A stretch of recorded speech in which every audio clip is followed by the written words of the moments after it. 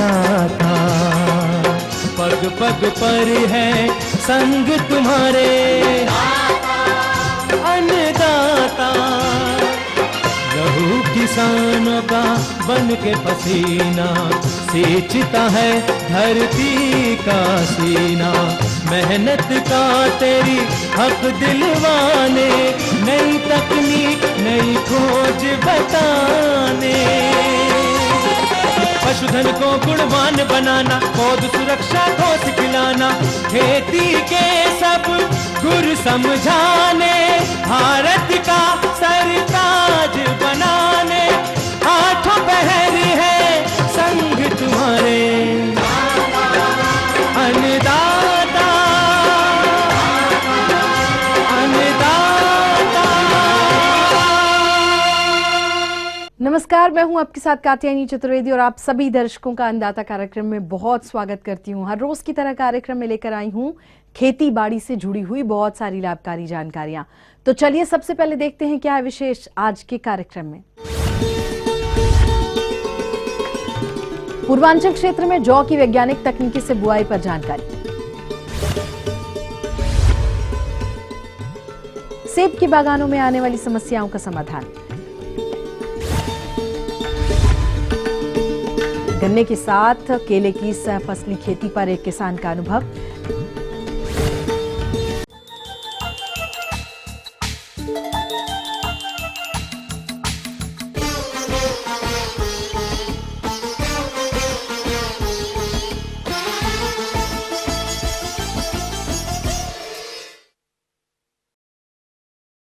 हमारे प्रदेश के पूर्वांचल क्षेत्र के जो भी किसान भाई इस समय जौ की बुआई करना चाहते हैं तो वो इस समय कौन कौन सी उन्नत प्रजातियों का चयन करें और किस तरह से इसकी बुआई करें, इस विषय पर जानकारी के लिए हमारे संवाददाता ने संपर्क किया कृषि विज्ञान केंद्र आजमगढ़ के डॉक्टर आर.के. सिंह से। खाद्यान्न फसलों में गेहूं के बाद जौ का प्रमुख स्थान है और उत्तर प्रदेश में जौ की खेती बहुतायत रूप से की जाती है। इसकी खेती लोग खाने के लिए और साथ ही साथ जिनके पास पशुधन है वह जो है उस राशन के लिए या पशु आहार के लिए भी खेती करते हैं। यहाँ पर अगर हम कुछ जौ पर विशेष ध्यान दें तो इसकी खेती बहुत ही सस्ती खेती हम कर सकते हैं। जैसा कि हम जानते हैं विगत बरसात में खरीफ में बारिश का अभाव रहा है, पानी कम मिला है, इसलिए हम यहाँ कम पानी चाहने वाली भी फसलों की खेती करके बेहतर उत्पादन कर सकते हैं। तो इसकी शुरुआती जो बात है, मुख्य बात कि खेत की तैयारी गेहूं जैसा ही किसान को करना चाहिए। जैसे उसमें पहली जुताई गहरे मिट्टी पलट हल से करने के बाद 3-4 बार कल्टीवेटर लगा करके पाटा लगा करके खेत को समतल कर लेना चाहिए। गेहूं की बुआई और जौ की बुआई में कोई बहुत विशेष फर्क नहीं है, केवल अवधि बुआई की अवधि का फर्क है। यहाँ पर जौ की खेती में जो बीज दर है या जो प्रजातियों का चुनाव है वह काफी मायने रखता है। हमारे नरेंद्र देव कृषि एवं प्रौद्योगिकी विश्वविद्यालय द्वारा 3 प्रजातियों का विकास हुआ और यह खासकर इस उत्तर प्रदेश के पूर्वांचल में जितने भी 22-25 जनपद हैं वहां पर बहुतायत रूप से इसकी खेती की जाती है। नरेंद्र जौ 1, नरेंद्र जौ 2, नरेंद्र जौ 3। प्रति हेक्टेयर बुआई हेतु 100 किलो जौ का बीज पर्याप्त होता है।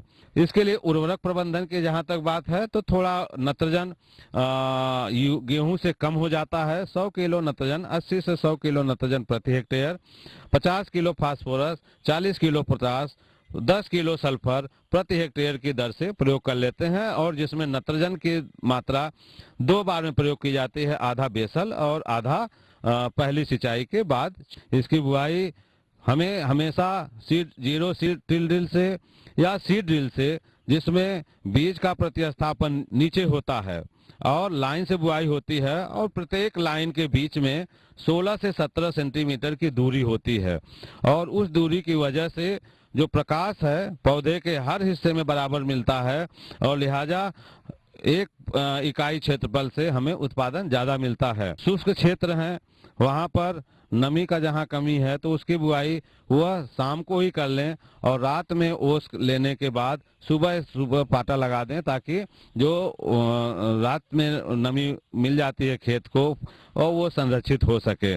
जहाँ तक सिंचाई की बात है तो सिंचाई यहाँ पर आवश्यक है। पहली सिंचाई करना जौ को नितांत आवश्यक है। इसके लिए हमें पहली सिंचाई 25 दिन पर कर देनी चाहिए। बाद छिड़काव ड्रेसिंग के रूप में छिड़काव कर दिया जाता है।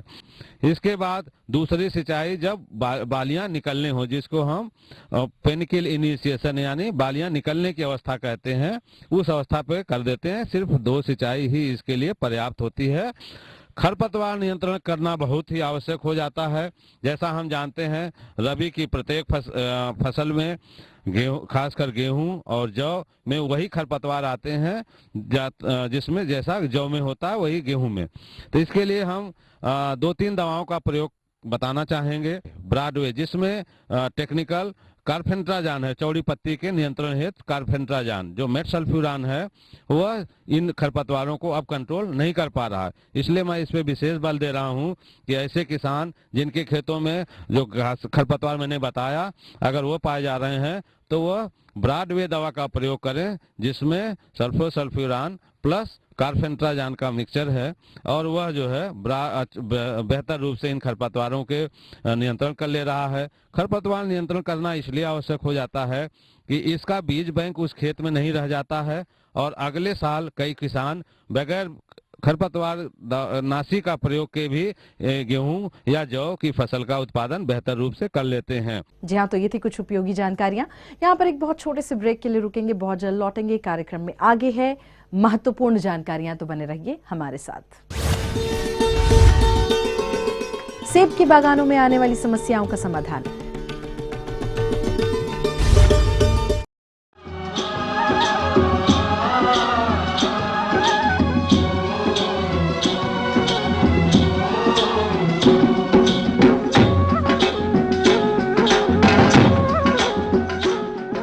ब्रेक के बाद एक बार फिर से आप सभी दर्शकों का अन्नदाता कार्यक्रम में बहुत स्वागत है और चलिए अब बढ़ते हैं अपनी अगली प्रस्तुति की ओर।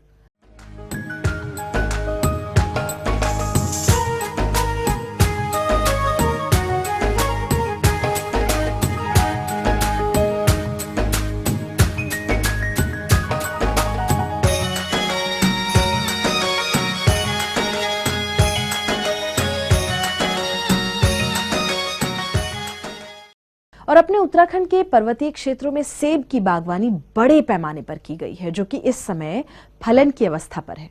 लेकिन किसान भाइयों, सेब के बाग में कुछ समस्याएं आती हैं जिनसे फलन और उपज की गुणवत्ता प्रभावित होती है। तो इसीलिए इन समस्याओं के समाधान के लिए कौन से उपायों को अपनाया जाए, आइए जानते हैं हिमाचल प्रदेश के डॉक्टर इंद्र मोहन शर्मा से।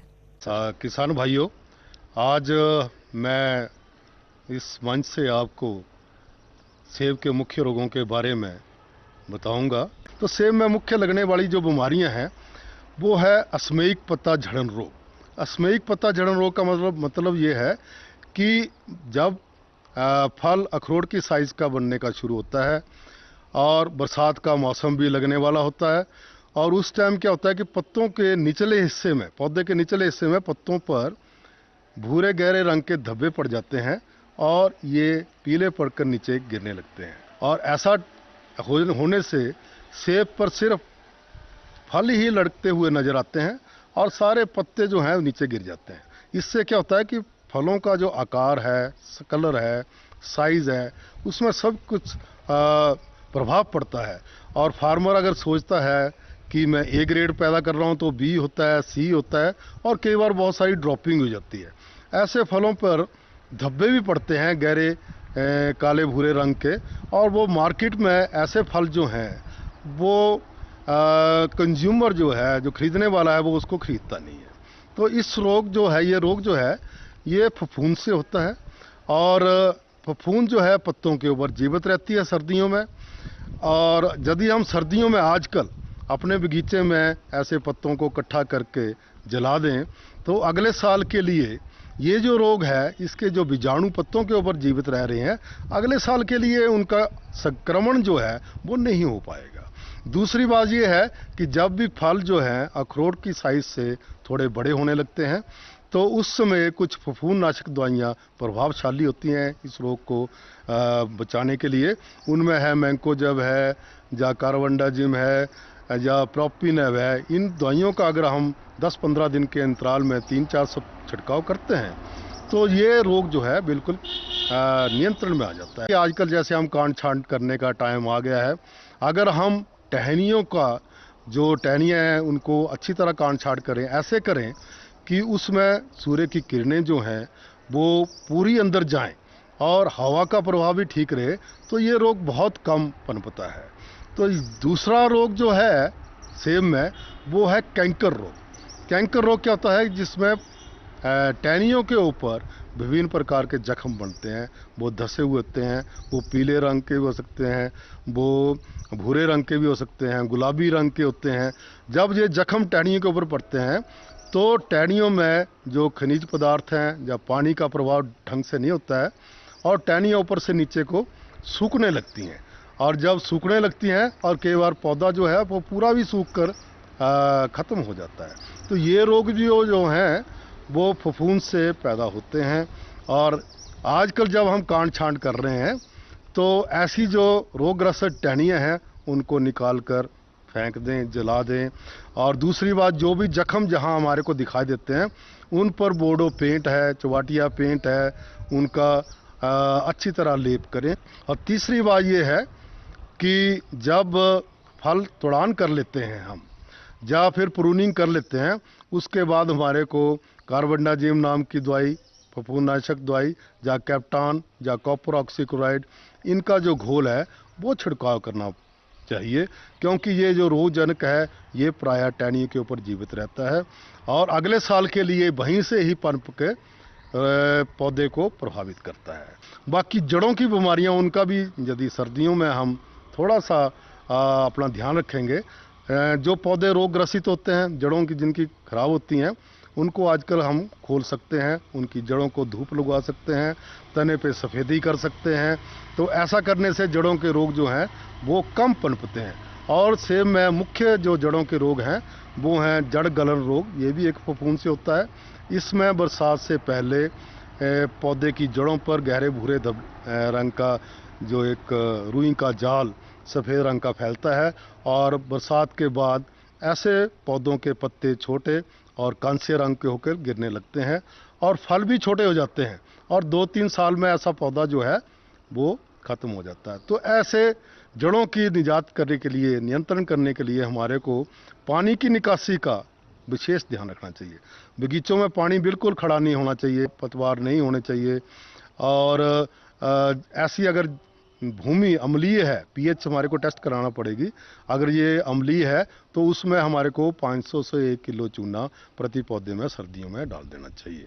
और अगर नियंत्रण रोग फिर भी नहीं आता है तो इसके लिए हमारे को कार्बेंडाजिम की जो दवाई है वो 1 ग्राम 1 लीटर के हिसाब से पौधे के तौलिए में, दौर में 1 फुट के अंतर पर छोटे छोटे गड्ढे बनाकर उसमें 1-1 लीटर दवाई डालनी चाहिए। और ये दवाई जो है 15-20 दिन के बाद 2-3 बार डालेंगे तो ये रोग नियंत्रण में रहेगा। इसी प्रकार एक रोग और है जो ज़मीन के साथ तने का हिस्सा लगता है, उसमें जो छाल होती है वो बाहर से सड़ जाती है, उसको हम कहते हैं कॉलर रॉट। और जब छाल छड़ती है तो ऊपर का पौधा जो है वो मुरझा जाता है। जब बरसात के बाद ऐसे देखेंगे कि उस पौधे के जो पत्ते हैं वो पीले पड़ जाते हैं और उनकी जो बीच की शराएं हैं वो लाल हो जाती हैं। और दूर से अगर देखते हैं तो ऐसे पौधे जो हैं वो उनके पत्ते लाल से बैंगनी रंग के दिखाई देते हैं। तो ऐसे रोगों को, ऐसे पौधों को हम मार्क कर सकते हैं। और मार्क करने के बाद सर्दियों में ऐसे पौधों की छाल जहाँ से सड़ गई है उसको हटाकर आजकल वहाँ पर बोर्डो पेंट या चौवाटिया पेंट लगा सकते हैं। और ऐसे पौधों के लिए बरसात या फिर मार्च के महीने में हमारे को राइडोमिल एमजेड एक दवाई आती है, उसका 2 से 3 ग्राम घोल प्रति लीटर बनाकर पौधे के तने के आसपास डालना चाहिए। आपकी एक कोर रोट बीमारी आई है सेब में, कोर रोट, जिसमें क्या होता है कि बीज के आसपास का जो हिस्सा होता है वो सड़ जाता है। जब वो बीज के आसपास का हिस्सा सड़ता है तो फल जो है वो नीचे गिरते हैं, और जब फल गिरते हैं बहुत ही कई बार गिरान होता है। और ये जो समस्या है ये 2005 के लगभग बहुत ज़्यादा आने लगी, और इतना फल नीचे गिर जाता है 10-20%, कई बार 30% फल भी जो है वो तुड़ान से पहले ही नीचे गिर जाता है। ऐसे रोग के लिए हमने बहुत से हमारे विभाग में भी काम हुआ है, और उसमें एक छिड़काव सारणी जो होती है उसकी एक निकाली गई है। उसमें है कि जब गुलाबी कली आती है तो उस टाइम, और जब मटर से थोड़ा बड़ा होता है, मटर से कंचे के दाने के बराबर फल का आकार हो जाता है या अखरोट के आकार का हो जाता है, तो उस टाइम विभिन्न फफूंदनाशकों का जो है छिड़काव करना होता है। तब विभिन्न फफूंदनाशकों का छिड़काव करेंगे तो इस रोग से हम इसका छुटकारा पा सकेंगे, और जो फल जो है वो नीचे नहीं। आगे और भी कुछ रोचक जानकारियां हैं, लेकिन यहाँ एक बहुत छोटे से ब्रेक के लिए रुकेंगे, जल्द होंगे हाजिर। गन्ने के साथ केले की सहफसली खेती पर एक किसान का अनुभव।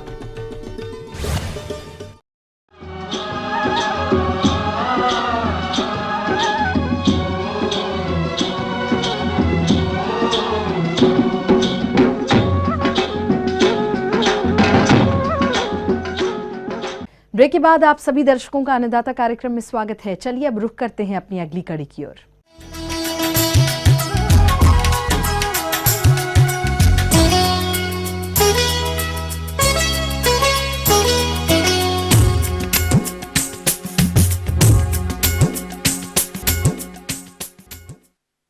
तो खेती में हमारे वैज्ञानिक नित नए विकास और नए शोध करते रहते हैं, और हमारे किसान भी खेती में कुछ नया करते रहते हैं। तो आइए आपको मिलवाते हैं ग्राम बडकली, जिला मुजफ्फरनगर के एक प्रगतिशील किसान ओंकार त्यागी से, जो गन्ने के साथ केले की खेती करके अच्छी आय ले रहे हैं। हम पहले गन्ने की खेती कर रहे थे एक तरफा, अब गन्ने के साथ साथ हमने सहफसली शुरू कर दी है। सहफसली के साथ भी गन्ने में भी हमने दूरी बढ़ा के 11 फीट के लगभग हम गन्ने की लाइन से लाइन की दूरी ले गए, और उसमें हमने सहफसली करनी शुरू कर दी। लहसुन भी लगाया, आलू भी लगाया, और हमने केला भी लगा रखा है इसमें। तो ये फसल मुझे बहुत अच्छी लगी केले की। तो गन्ना भी हमारा उतना ही निकल जाए और केला भी निकल जाए, तो हमारी कम से कम एक लागत तो बच जाएगी एक फसल की, और एक फसल हमें उसमें प्राप्त हो जाएगी फोकट में। इसमें डिस्टेंस जो है हमने 11 फीट का रखा है गन्ने से गन्ने की लाइन का। इससे हमें ये लाभ हुआ कि एक तो हमारा गन्ना उतना ही हो गया, केला हो गया, और दूसरे हमारे यहाँ समस्या जो है जनवरी फरवरी में पाला पड़ने की समस्या है, और पाले से हमें बचाव जो है गन्ने से मिल गया केले में। अगर खाली हम केला करें तो केला हमारा पाले में दिसंबर में समाप्त हो जाएगा, चूँकि पाले की संभावना ज़्यादा रहती है, और पाला भी हमारे यहाँ बहुत ज़्यादा पड़ता है। इसलिए गन्ने के साथ में सहफसली केले की बहुत अच्छी पैदावार देगी। अक्टूबर में हमने गन्ना बोया था, अक्टूबर के बाद इसमें हमने आलू लगाया, आलू खोदने के बाद फिर इसमें हमने अब जून में केला लगा दिया। वैरायटी है इसकी G9। चूँकि हम ऑर्गेनिक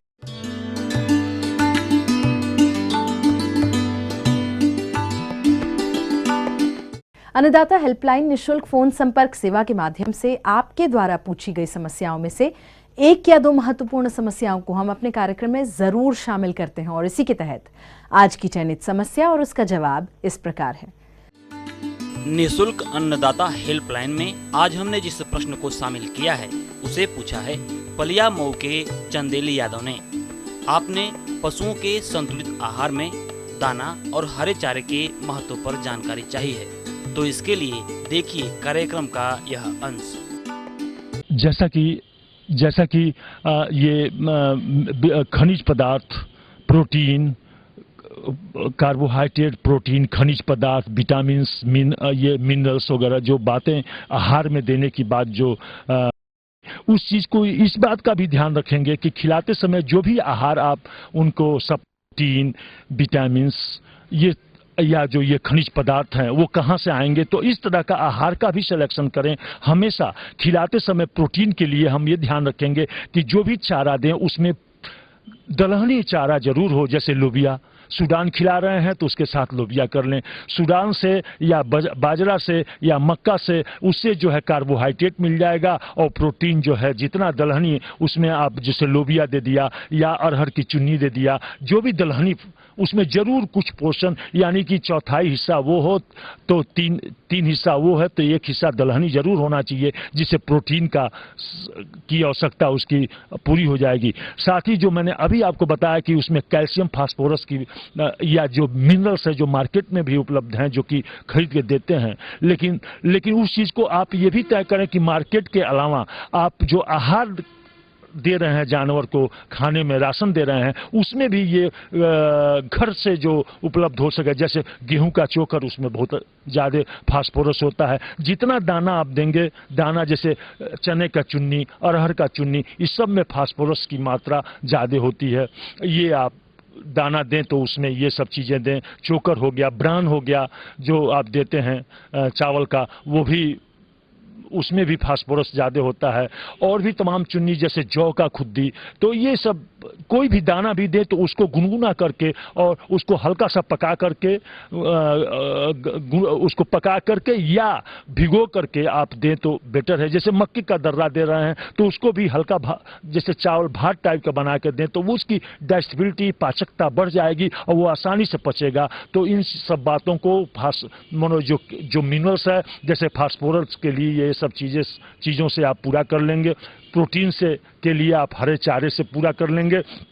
कैल्शियम के लिए है तो कैल्शियम तमाम ऐसे सप्लीमेंट मार्केट में भी हैं, साथ में जो आपके पास जो चारे हैं उनके द्वारा भी हो जाएगा। विटामिन में जैसे विटामिन डी है, आप बाहर बांधते हैं तो सूर्य के किरणों से उसको विटामिन डी प्रकाश में उसको रहना जरूरी है। हमेशा घर में रखेंगे तो उसको विटामिन डी की कमी हो सकती है और विटामिन डी के कमी की वजह से उसको तमाम तरह के रोग होंगे। तो इसलिए बाहर भी थोड़ा प्रकाश में खुले स्वच्छ वातावरण में खुले प्रकाश में रखें या चराएं तो उससे उसको विटामिन डी की मिल जाएगी। विटामिन ए जो है वो पौधों से भी मिल जाएगा, साथ ही साथ उसके तमाम ये बरसीम वगैरह जितने हैं जिसमें कैरोटीन, जितने हरापन है ये कैरोटीन है और इनसे विटामिन डी में ए में कन्वर्ट हो जाएगा।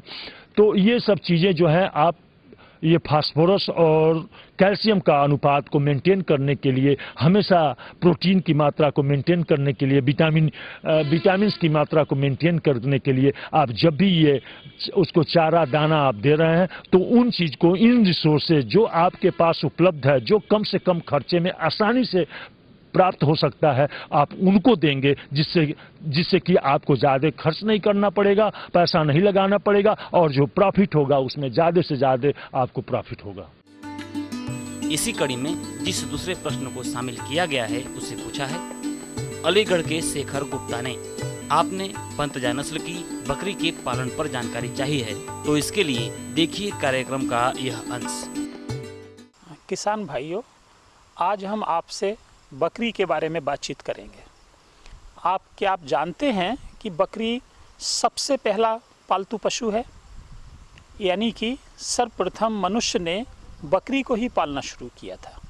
विभिन्न प्रकार की प्रजातियां बकरियों में पाई जाती हैं और हमारे देश की प्रत्येक भौगोलिक परिस्थिति में बकरी मिलती है। ऊंचे ऊंचे पर्वतों पर जहां पर कि बर्फ़ होती है, मरुस्थल में, समुद्र के किनारों पर, हर जगह हमारे प्रदेश में, हमारे देश में और यहाँ तक कि पूरी दुनिया में बकरी पाई जाती है। ये बकरी बहुत ही बहुउद्देश्य प्राणी है जिससे हमें दूध की, मांस की, खाल की, उर्वरक की और भार ढोने वाली विभिन्न प्रकार की आवश्यकताओं की पूर्ति होती है। जिस बारे में आज हम बात करेंगे वो है तराई के मैदानों में पाई जाने वाली एक विशिष्ट प्रकार की प्रजाति जिसे पंतजा बकरी कहते हैं। यह पंतजा बकरी देखने में मृग के समान होती है क्योंकि इसका शरीर गुलाबी रंग का होता है जो कि नीचे की तरफ थोड़ा सा हल्के रंग का होता है। साथ ही साथ इसके चेहरे पर 2 सफ़ेद लाइनें होती हैं और इसमें उछलना कूदना मृग जैसा होता है। इस प्रकार इसकी जो बनावट है और इसका व्यवहार मृग के सदृश होता है। लोग इसको बहुत चाव से पालते हैं। इसके बकरों का मांस भी बहुत स्वादिष्ट माना जाता है। अतः इसके बकरों की बहुत ही पहले उम्र पर, यानी लगभग 1 महीने की उम्र प्राप्त करते करते लोग इसको बधिया कर देते हैं। इस कारण से इनकी बकरियों की जो संख्या है, ये संख्या प्रदेश में बहुत कम होती जा रही है। इस बकरियों के और विभिन्न गुण हैं कि ये लगभग 156 दिन तक दूध देती रहती है और इसके दूध का प्रतिदिन औसत अगर हम लगाएं तो लगभग 900 मिलीलीटर दूध इसका प्रतिदिन औसत के रूप में मिलता है और अधिक से अधिक इसका दूध 1.3 लीटर तक नापा गया है प्रतिदिन। और ये प्रथम बार जब बच्चे देती है तो उसकी उम्र सिर्फ 14 महीने की होती है जब ये बच्चे दे देती है। साथ ही साथ ये जब बच्चे देती है तो इसमें जुड़वा बच्चे देने की जो दर है वो लगभग 67% नापी गई है। साथ ही साथ इसमें 3 बच्चे देने की भी आदत होती है और वो लगभग 8 से 9% होती है। अगर बकरों को मांस के लिए उपयोग किया जाए तो उनसे 67% मांस की प्राप्ति होती है। इस प्रकार बकरी को, पंतजा बकरी को किसान लोग बहुत प्यार से और बहुत चाव से पालते हैं। इस प्रोग्राम के माध्यम से अगर बकरी पालन में रुचि है तो वो हमसे संपर्क करें। हम उनकी बकरी पालन के संदर्भ में जो भी समस्याएं होंगी उनका समाधान उनको प्राप्त कराएंगे और पंतजा बकरियों की पॉपुलेशन को बढ़ाने में उनकी मदद करेंगे। धन्यवाद।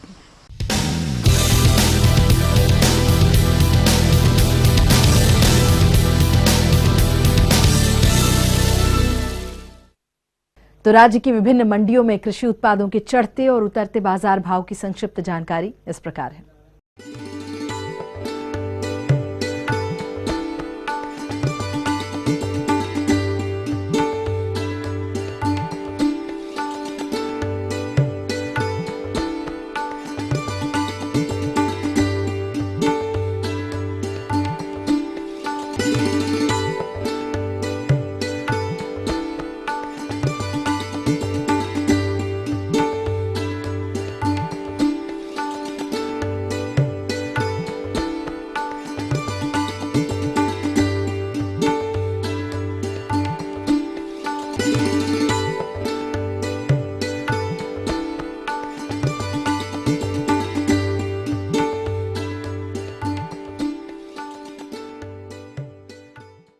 किसान भाइयों, हम ये उम्मीद करते हैं कि आज का कार्यक्रम आप सभी के लिए बहुत ही उपयोगी रहा होगा।